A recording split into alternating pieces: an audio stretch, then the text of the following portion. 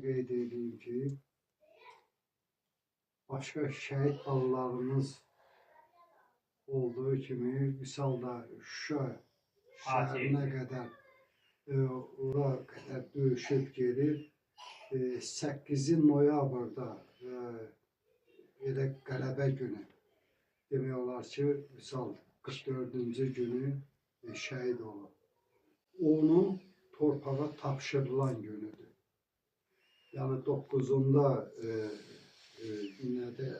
şəhiddə olur, hospitalda olur 9-unda.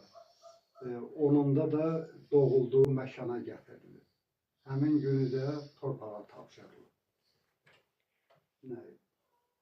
Evin tək oğluydu. Qəhrəmancasına döyüşüb Şuşaya qədər gedib. Şuşa Fatihi'dir. O bizim kardeşimiz şehit